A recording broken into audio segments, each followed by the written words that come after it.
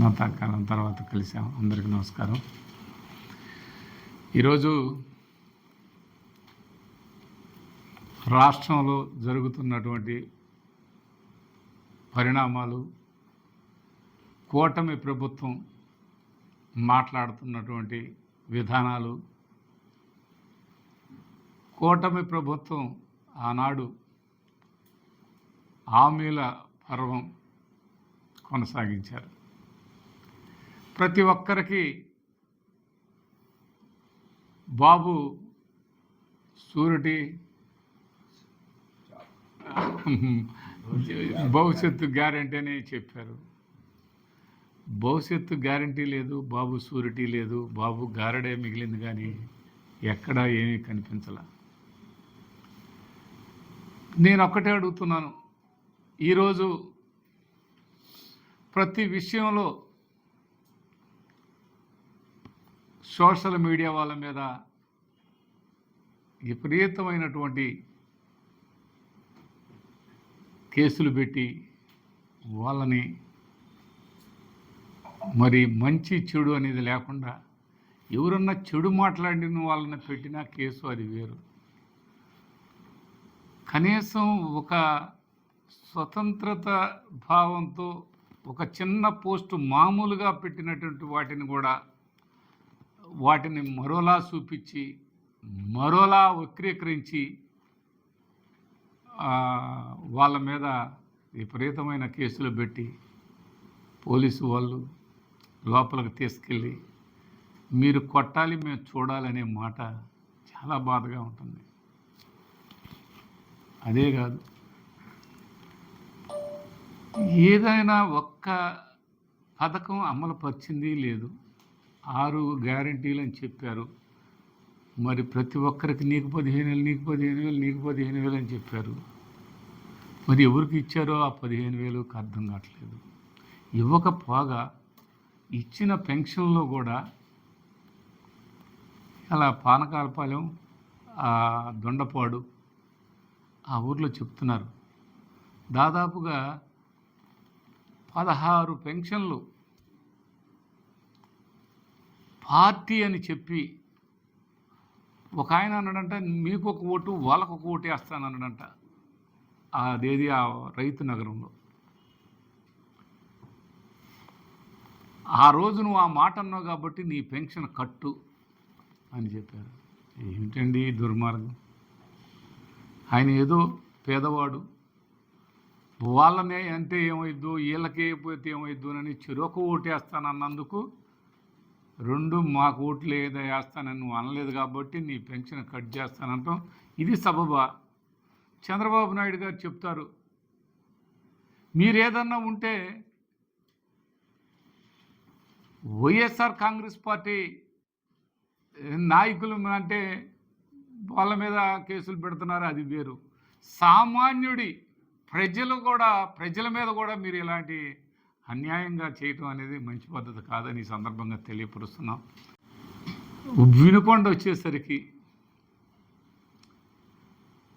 జగన్మోహన్ రెడ్డి గారు కూడా ఆ రోజు వినుకొండ రావడం జరిగింది. సాక్షాత్తు నడి రోడ్డు పైన ప్రజలందరూ చూస్తుండగా ఆ రోజు ఒక పండగ జరుగుతుంది, తొలి ఏకాదశి పండగ జరుగుతున్న సందర్భంగా 8 గంటల సమయంలో అతి కిరాతకంగా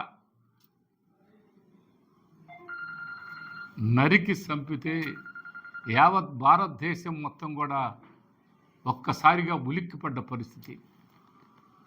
ఒక్క రాష్ట్రమే కాదు, భారతదేశం మొత్తం కూడా ఏంటి ఇంత దుర్మార్గమా అనుకున్న రోజు. అదే ఆ చనిపోయినటువంటి రషీదు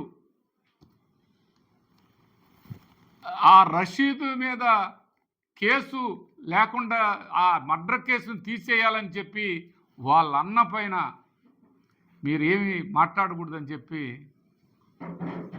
రషీద్ అన్నం తీసుకెళ్ళి లోపల జైల్లో కూర్చోబెట్టారు. రషీద్ అన్నతో పాటు వాళ్ళ బంధువుల్ని ఎవరన్నా వైఎస్ఆర్ కాంగ్రెస్ పార్టీకి సానుభూతి పరులనే కాదు, ఎవరైతే వాళ్ళ నోటికి ఏదన్నా ఇది తప్పు అంటున్నారో వాళ్ళందరినీ 30 కుటుంబాలను లోపలేసి 10 రోజులు జైల్లో ఉంచారు. అసలు ఎప్పుడుది ఆ కేసు, ఎప్పుడుది ఏంటో తెలియదు. అలాంటిది మొన్న ప్లేటర్ గారు చెప్పాడు, బస్ స్టాండ్ కాడ జరిగింది. ఎవరి మీద ఎవరికి జరిగింది, ఎవరి మీద ఎవరు వచ్చారు. నేను ఒంటరిగా కారు వేసుకొని పోతుంటే నా మీద ఎగబడి నా మీద విపరీతమైనటువంటి దాడి చేసి మళ్ళా మీదనే కేసులు పెడుతున్నాం, ఇంకా ఉంది మీ మీద అని చెప్తున్నాడు పెద్ద మనిషి. నేను ఒకటి, ఏం చెప్తారు మీరు, ఏం చేస్తారు? ఇదేగా మీరు జైలులో పెట్టడమేగా మీరు. ఇంక దేని గురించి పని లేదు. వినుకొండ అభివృద్ధి, ఈ రాష్ట్ర అభివృద్ధి, ఈ రాష్ట్రంలో చంద్రబాబు నాయుడు గారు పట్టించుకోడు, వినుకొండలో ఇక్కడ ఎమ్మెల్యే పట్టించుకోడు. ఇక్కడ ఎమ్మెల్యే గారు చెప్తాడు కొండపైకి ఎక్కి ఈ రాళ్ళన్నీ పడితే ఎట్లా అని. ఇంకెట్న కొండ ఊరి మీద పడిద్దని చెప్పలా. ఎలా ఉందంటే ఇది ఉట్టికెక్కలేనమ్మా, స్వర్గానికి మిక్షన్ వేసినట్టుగా. ఈయన కనీసం రాయి దీని చేత కానీ ఈయన రాయి కొట్టలేని ఈయన, అబ్బా ఈయనంట చేశాడంట. కొండని ఎవరు చేశారు, ఎవరు ఘాట్ రోడ్ వేశారు, ఎవరు 5 కోట్ల రూపాయలు గుడికి నిర్మాణానికి ఏర్పాటు చేస్తే ఒక ఆయన చెప్తుండే, ఆయన పక్కన తిరిగి ఆయన అందులో అందరు సందాలు ఇచ్చారని. కాదని ఎవరు అనలేదే.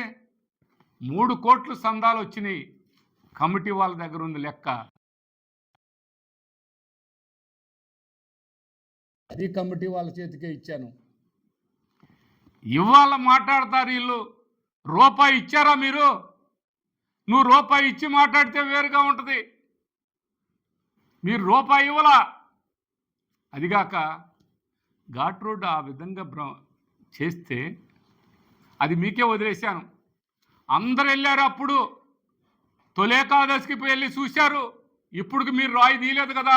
అదంతా కట్టింది ఎవరు? అదంతా కట్టింది ఎవరు? ప్రజలకు తెలియదా? అంటే మీకైతే మీరు మాట్లాడటం, మీ ఇష్టం వచ్చినట్టు మాట్లాడటం, మీ ఇష్టం వచ్చినట్టు ఏది నోటికి వస్తే అది మాట్లాడటం. పారిపోయాడు బ్రహ్మనాయుడు అంటాం. ఈ ప్రాణం తీస్తారు, అంతకంటే ఏమీ చేయలేరు. ప్రాణం ఐ డోంట్ కేర్ అనుకున్నారే. భయపడతానా? భయపెడతారా? ఎంతమందిని భయపెడతారు?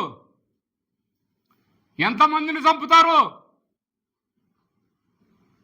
ఇక్కడ ఎవరు భయపడే వాళ్ళు లేరని ఈ సందర్భంగా తెలియపరుస్తున్నాను. వాళ్ళది 350 ఎకరాలు, 200 ఎకరాలు నేను కొన్నాను. నా రికార్డు బాగుంటేనే నేను కొన్నాను. దాని గురించి ఎన్నోసార్లు కలెక్టర్లు అందరూ సర్వేలు చేసి అన్నీ చేశారు. 120 ఎకరాలు గవర్నమెంటే తీసుకుంది. నా దగ్గర డైరీకి 80 ఎకరాలు ఉంది. డైరీ ఫామ్కి వీటన్నిటిని చేశాను. డైరీ డెవలప్ చేశాను. ఈ ప్రాంతంలో డైరీ ఫారం కూడా ఏర్పాటు చేశాను. ఇవన్నీ చేస్తున్నాను నేను. మీరు కనీసం ఈ నియోజకవర్గానికి కనీసం చిన్న అభివృద్ధిలో ఒక్క చిన్న ఇండస్ట్రీ కావచ్చు, ఒక కాలేజీ కావచ్చు, కనీసం ఏదైనా చేశారా? ఈరోజు కూడా ఆ రోజు వచ్చిన పర్మిషన్ నుండి హార్టికల్చర్ కాలేజీ, అగ్రికల్చర్ కాలేజీకి మీరు కట్టండి. ఇక్కడ ఎన్ఎస్పిలో 100 పడకల హాస్పిటల్ 5 ఎకరాల్లో నాబార్డు నుంచి వచ్చింది. గవర్నమెంట్ హాస్పిటల్లో డాక్టర్ని అడగండి, నాబార్డుని అడగండి. మీరు 100 పడకల హాస్పిటల్కి డబ్బులు వస్తే ఎక్కడ మీరు దాని గురించి ఏం మాట్లాడారు, ఏం చేశారు? ఎక్కడ ఏం చేసింది లేదు. ఎన్ఎస్పిలో షాపింగ్ కాంప్లెక్స్ కడతామంటే వ్యాపార వర్గాల వారందరికీ పిలిచి మున్సిపాలిటీ వాళ్ళు 11 లక్షలు చెప్తున్నారు ఈ ప్రభుత్వంలో. రేపు మా ప్రభుత్వం వస్తే కేవలం 3 నుంచి 4 లక్షలకే మేము మీకు షాప్ ఇస్తామని చెప్పారు. ఏదబ్బా మీ 3 లక్షలకి 4 లక్షల షాప్ ఏది? ఏమైనా చేస్తున్నావా? ఏం చేసింది లేదు, ఏమీ లేదు. మళ్ళా ఆక్యుపేషన్ చేసుకోండి, కాకపోతే ఇంకంతకంటే మీరు అది కూడా చేస్తారు. మొన్న అక్కడ ఎవరో అమెరికాలో ఉంటారంట, వాళ్ళ దాన్ని ఒక బ్యాచ్ నయం బ్యాచ్ పడ్డది. ఆ బ్యాచ్ ఆక్యుపేషన్ చేసుకోవాలని చూశారు, మళ్ళా షో చేశారు. ఓ అట్ట చేస్తే ఒప్పుకొని నేను చాలా కరెక్ట్ అని చెప్పించారు. మీ కరెక్ట్ సంగతి అమ్మ పుట్టిల్లు మేనమామకు తెలీదా? ఈ ఊరి ప్రజలకి, ఈ నియోజకవర్గ ప్రజలకి మీ సంగతి తెలీదా? ఎమ్మెల్యే గారు, మీ సంగతి ఎవరికి తెలీదా? రాయి తీయకుండా, రాయి పెట్టకుండా ఘాట్ రోడ్డే నేనే ఘాట్ రోడ్ అని చెప్తున్నావు. రాళ్ళు జనం మీద పడతాయి నేను చెబుతున్నావు. ఇన్ని రోజుల నుంచి రాళ్ళు జనం మీద పడకుండా మరి నువ్వు కాపాడు. తమరు కాపాడండి. తమరు ఏదో రియల్ ఎస్టేట్ చేశారన్నారు. ఎవరికైనా ఒక ఫ్లాట్ వేసానా, ఒక ఫ్లాట్ అమ్మానా, ఒక ఫ్లాట్ కొన్నానా? ఈ మాటలు చెప్తారు. గిరి ప్రదర్శన రోడ్డు ఆయన రియల్ ఎస్టేట్ కోసం అని చెప్తారు. ఎక్కడన్నా జరిగిందా? మీ ఇష్టం వచ్చినట్టు మాట్లాడితే మెదలకుండా మౌనంగా ఉంటే మేము చేసినట్ట, చేయనట్ట? ఇక్కడ అభివృద్ధి జరిగినట్ట, జరగనట్ట? కాలువ కట్ట రోడ్లు నువ్వేసినట్టు, నువ్వు బోర్డు వేసుకోగానే నువ్వేసినట్ట ఏంటి? బోర్డు నువ్వు పెట్టుకోగానే నువ్వేసినట్ట? ఇలా వైఎస్ఆర్ కాంగ్రెస్ పార్టీలో గెలిచినటువంటి వాళ్ళని, కౌన్సిలర్ని మా పార్టీ కండవేయగానే నీ కౌన్సిలర్ ఎట్టవుతాడు? వైఎస్ఆర్ కాంగ్రెస్ పార్టీ కార్యకర్తలు, నాయకులు, అభిమానులు ఓట్లేస్తే ఆయన కౌన్సిలర్ అయ్యాడు. ఆయన వచ్చినంత మాత్రాన ప్రజలు రాలా, ఆయన ఒక్కడే వచ్చాడు. మేము కడవలేసినాం, మా మొత్తం మేము సొంతం చేసుకున్నాం అంటే ఎలా సాధ్యపడిద్దండి? రేపు ఎలక్షన్లో పోటీ పెట్టి గెలిచి అప్పుడు మా కౌన్సిలరు మేము గెలిపించామని అప్పుడు మాట్లాడు. రేపు చూద్దాం మళ్ళా కౌన్సిలర్లు వ్యవహారం ఎవరు ఏంటి. ఓటమి అనేది బ్రహ్మనాయుడికి కొత్త కాదు. ఓడటం గెలవటం అనేది అవన్నీ చూశాను నేనేం వాటి గురించి ఆలోచిస్తాను. రేపు పోరాడదాం. రేపు నువ్వేంటి మేమేంటి అనేది కూడా తెలుసుకుందాం. మేము పోటీ చేయరని చెప్తున్నారంట. ఎవరు పోటీ చేయరో చూద్దాం. పోటీ చేయకుండా ఉండే ప్రశ్నే లేదు. కంపల్సరిగా పోటీ చేస్తాం. మళ్ళీ కౌన్సిలర్లు ఎవరు ఏంటనేది, ఎవరు చైర్మన్ అవుతారు అనేది మళ్ళీ ఆలోచిద్దాం. దాంట్లో కూడా ఎక్కడ సందేహం లేదు. నేను ఒక్కనే పోతా ఉంటాను, నాకేం లేరు. ఇలా గన్మేళ్ళు నాకు ఊరు ఏమి లేరు. నేను ఒక్కనే పోతాను. మీరేం చేయాలో చెయ్యండి. ఇది వాస్తవాలను మాట్లాడండి. కానీ ఇక్కడ చూస్తే నిజంగా ఈ వినుకొండలు ఆ కాలకట్ట మీద చెట్లు అవన్నీ అదంతా ఆహ్లాదకరమైన వాతావరణం ఏర్పాటు చేసి, అటు గావిత్రి నగర్ చెరువు, అటు కొండ రోడ్డు, మంచినీటి సమస్యని పరిష్కారం చేసి మంచినీళ్ళు ఈనాడు రోజు మార్చి రోజు మంచినీళ్ళు ఆ విధంగా ఇస్తున్నటువంటి పరిస్థితి ఆ రోజు బ్రహ్మనాయుడు గారు చేసిన పని కాదని జనానికి తెలియదా అని అడుగుతూ ఉన్నాను. అదేవిధంగా కళ్యాణ్ డిగ్రీ కాలేజీలో మొత్తం ఆక్యుపేషన్ చేసుకోకుండా మీ నయీం బ్యాచ్ ఉంది. ఆ నయీం బ్యాచ్ ఆక్యుపేషన్ చేయకుండా చుట్టూ పారి గోడ పెట్టానని నా మీద కక్ష. ఆక్యుపేషన్ చేసుకొని లేదే అని అది నేను తీసుకున్నానని చెప్తారు. ఇంకా ఉంది ఎన్ఎస్పి కాలనీ క్లియర్ చేశాం, ఆక్యుపేషన్ తొలగించాం. అది నేరమా? అది నేరమా? ఏదో పెడతాం చూస్తాం నీ సంగతి. ఏంది చూసేది? ఏందయ్యా చూసేది? చూడండి, ఇంకా ముందు చూస్తాం. 3 రొట్టెలు పెడతాం, 6 రొట్టెలు పెట్టు. ఏందో అంత చేతగాని గాజులు దొడుకొని లేరు.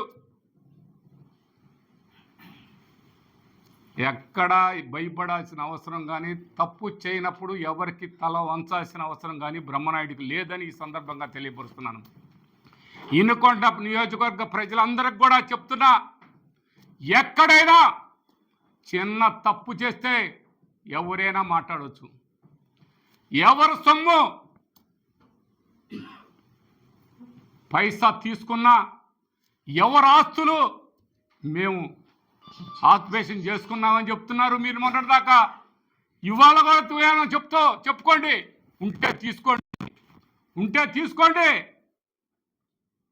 ఇంకొక ఆశ్చర్యం ఏంటంటే అండి, ఇంకా చెప్పాలంటే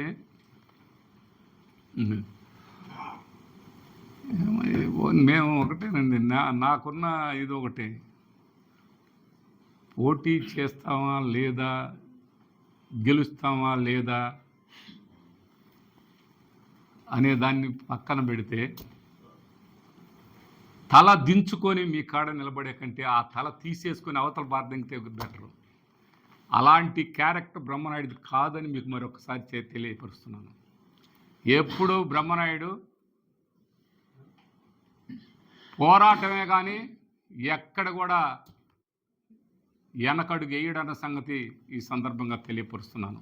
ఇనుకొండ నియోజకవర్గంలో మరి 160 కోట్లతో చెరువును బాగు చేపిస్తానన్న పెద్ద మనుషులు, 160 కోట్లు రెడీగా మా దగ్గర ఉన్నాయన్న పెద్ద మనుషులు, ఏ అబ్బా నీ 160 కోట్లు?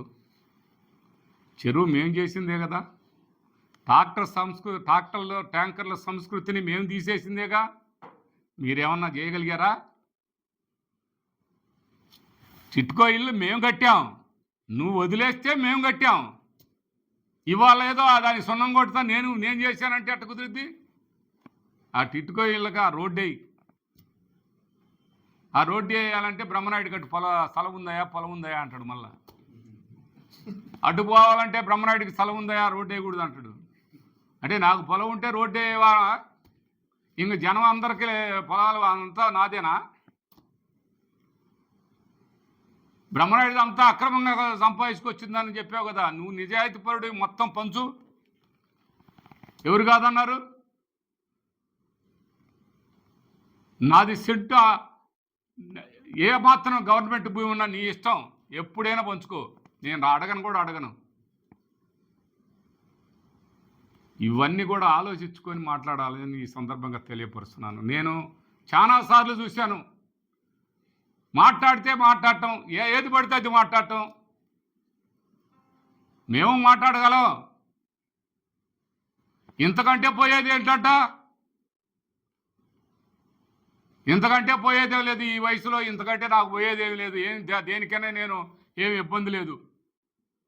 ఇది కూడా గుర్తుపెట్టుకోండి.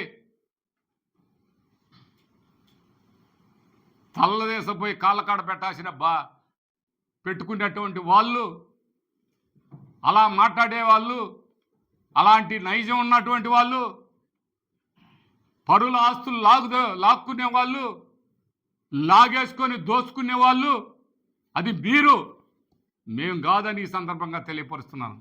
ఎప్పటికీ కాదు. అలాంటి పరిస్థితి వస్తే ఈ రాజకీయాలే నాకు అవసరం లేదు.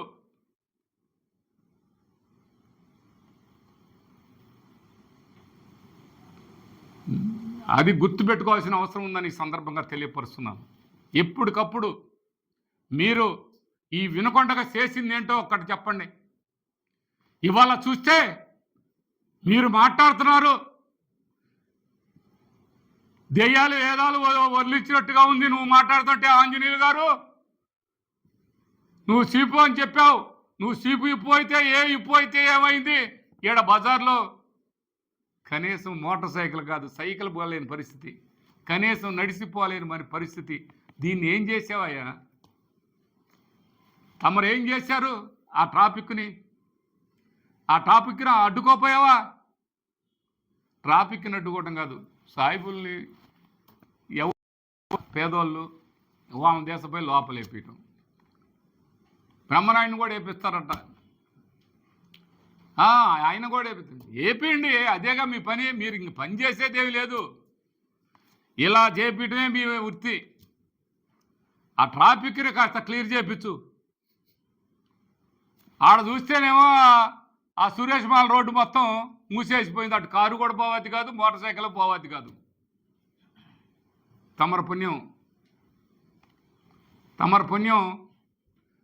ఆ రోజు మేము ఫస్ట్ వార్డు స్కూల్ని ఆడ పెద్ద వాళ్ళ ఆక్యుపేషన్లు తొలగించి దాన్ని పూర్తి స్థాయిలో అన్ని విధాల ఫస్ట్ వార్డు స్కూల్ బ్రహ్మాండంగా నిర్మాణం చేశాం.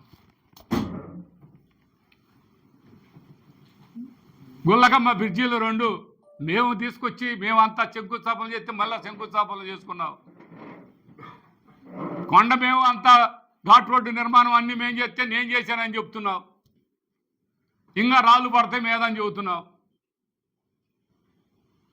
ఇవన్నీ మీరు ఒకసారి గుర్తుంచుకోవాల్సిన అవసరం ఉంది. ఇవాళ కౌన్సిలర్లు పోయినంత మాత్రాన, కౌన్సిలర్ నీ కాడికి వచ్చినంత మాత్రాన ఇక్కడ ఇదేదో జనం అంతా వచ్చారనుకుంటే నీ పొరపాటు. కౌన్సిలర్ది అది వాళ్ళ విజ్ఞతకే మేము వదిలేస్తాం. వాళ్ళు వైఎస్ఆర్ కాంగ్రెస్ పార్టీ బీఫామ్తో గెలిచి, బీఫారం వైఎస్ఆర్ కాంగ్రెస్ పార్టీ ఇస్తే ఆ వైఎస్ఆర్ సింబల్ పైన గెలిచి ఈరోజు ఆ పార్టీలో పోయినటువంటి వాళ్ళు ఆ ఒక్క ఆయనే పోయాడు. కానీ మా కార్యకర్తలు కానీ మా ఓటర్స్ కానీ ఎవరో మీ అంట రాలా.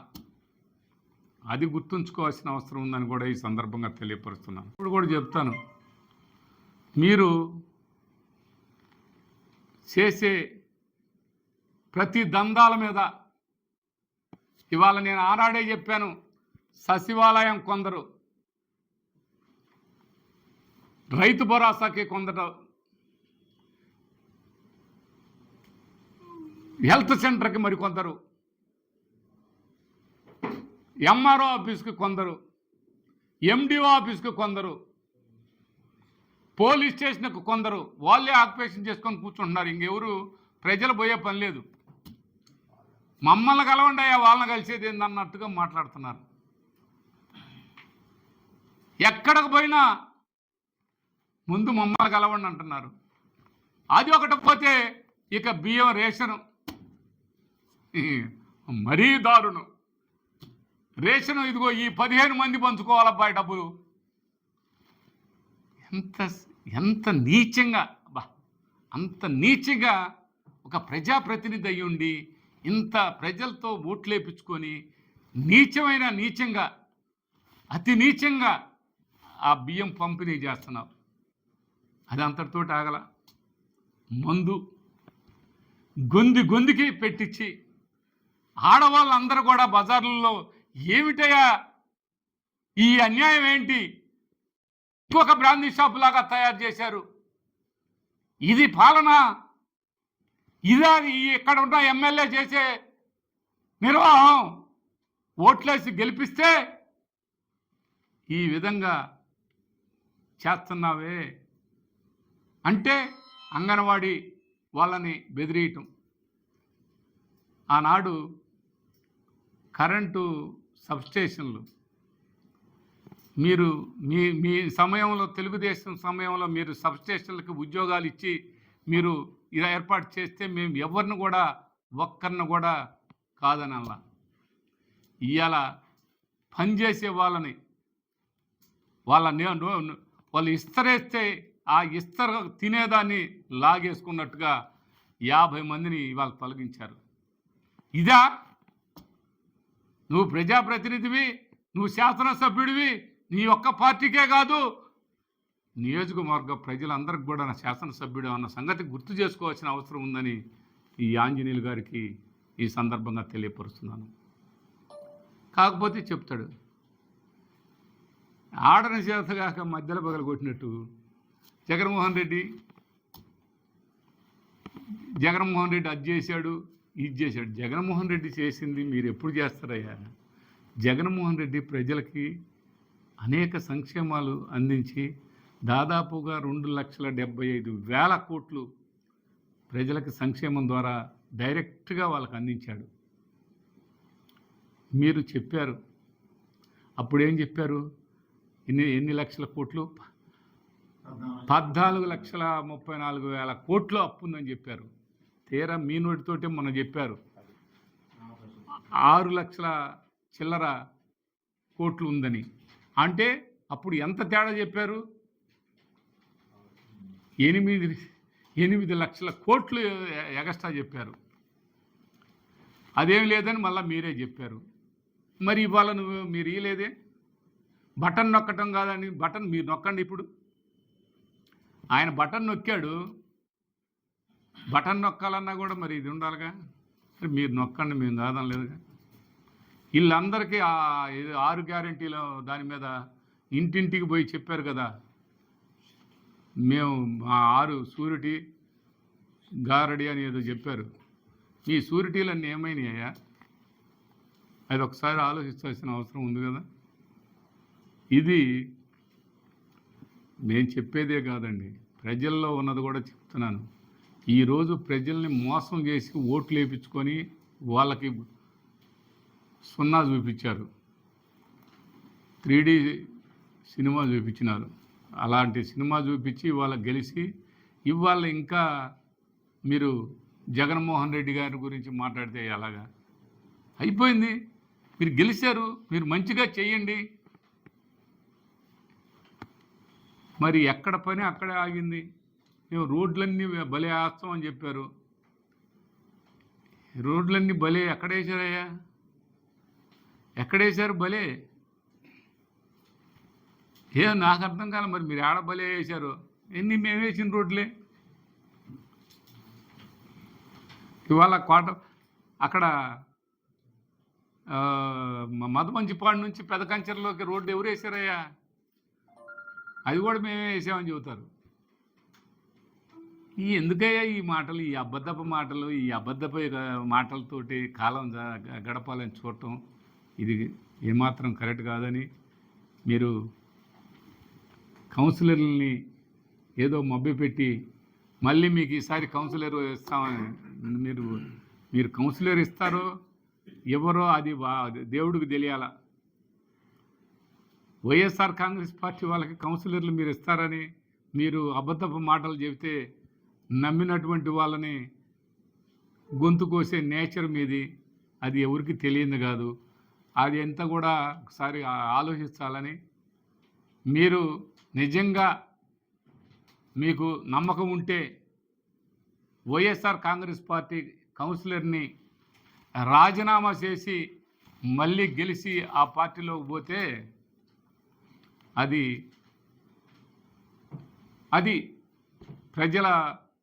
ప్రజల అంగీకారంతో పోయామని చెప్పడానికి అవకాశం ఉంటుంది. వైఎస్ఆర్ కాంగ్రెస్ పార్టీ కార్యకర్తలు, నాయకులు, అభిమానుల చేత ఓట్లు వేయించుకొని పోవటం అనేది అది కాదు అని ఈ సందర్భంగా తెలియపరుచుకుంటూ, ఇంకా ఎక్కడికక్కడే మోసంతో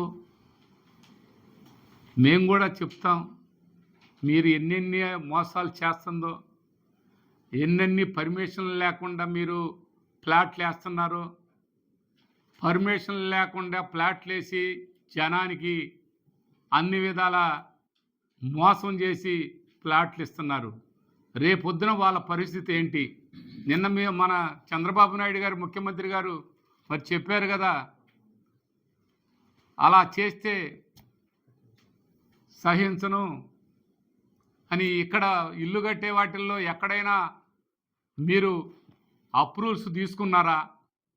మీ నాయకుల చేత ఇప్పుడు ఏపిస్తున్నావా? వాటికి అప్రూవల్స్ ఉన్నాయా? ప్లాన్లు అవన్నీ ఒకసారి చూడండి. ప్రతి ఒక్కరు కూడా ప్లాట్ కొనాలంటే వాళ్ళని మోసం చేయకూడదు.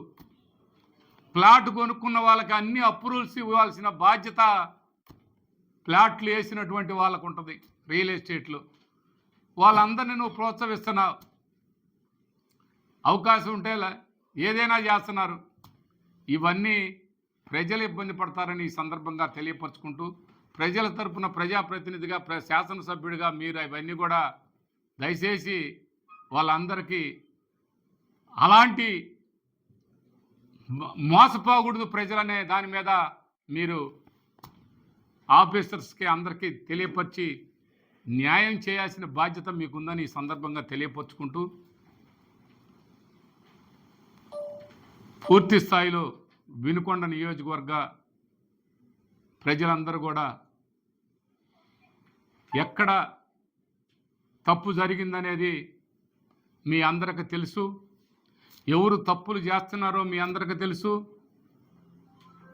ఒక రియల్ ఎస్టేట్ జరగాలంటే, ఒక రియల్ ఎస్టేట్ బాగా నడవాలంటే, ఎవరన్నా ఫ్లాట్ కొనుక్కున్న వాళ్ళకి ఆ ఫ్లాటు కొనుక్కునే వాళ్ళకి ధైర్యంగా మా ఫ్లాట్కి గ్యారెంటీ ఉంది, మా ఫ్లాట్ ఎక్కడికి కూడా ఎవరు కూడా దాన్ని తాకటానికి కూడా అవకాశం ఉండదు, ఇక్కడ మా శాసనసభ్యుడు ఉన్నాడు, అన్ని విధాల పూర్తి స్థాయిలో రక్షించబడిద్ది అనేది ఇక్కడ ప్రజల్లో ఆ నమ్మకం రావాలి. ఆ నమ్మకం వచ్చినప్పుడే రియల్ ఎస్టేటు ఇక్కడ అభివృద్ధి, ఇక్కడ అన్ని పనులు జరుగుతాయి. అది ఇక్కడెక్కడా లేదు. ఎవడు లేకపోతే అటు ఇటు చూసి ఎత్తుకొని పోయేదైతే ఎత్తుకొని పోయేవాళ్ళు ఆడ కూడా చేయటమే, ఎత్తుకొని పోయేది కాకపోయేది. ఇప్పుడు నిన్న పెట్రోల్ బంక్ కూడా అదే పరిస్థితి. వాళ్ళు అదే చెప్పారయ్యా, మాది లాగేసుకుంటున్నారని. కన్నీళ్ళు తుడిపారు ఇప్పుడు టెంపరవరీగా. అదేం ఉంటుందని నమ్మకం లేదు, ఏమి లేదు, గద్దలు వాలినట్టే. ఈ మధ్య వచ్చింది బోరగ ఒకటి, మనకు బోరగలు అనే వాళ్ళ వెనకటి రోజుల్లో ఆ బోర ఇవాళ ఒకటి వచ్చింది, పట్టుకున్నారు. ఈ బోరగ ఆడే ఒక ఏదో అన్న జంతువు చనిపోతే అది వాసన బయట వస్తుందంట కొన్ని వేల మైళ్ళ నుంచి కూడా. అట్టనే ఎక్కడన్నా కొద్దిగా ఇక్కడ ఈ ప్లాట్లో ఎవడు లేడు అని తెలిసిందనుకో, వాళ్ళు అమెరికాలోనో ఆస్ట్రేలియాలో ఉన్నారనుకో, గద్దలాలన్నట్టే వాళ్తున్నాయి. అది ఒక్కసారి గమనించాలని ఈ సందర్భంగా తెలియపరుచుకుంటూ సెలవు తీసుకుంటున్నాను.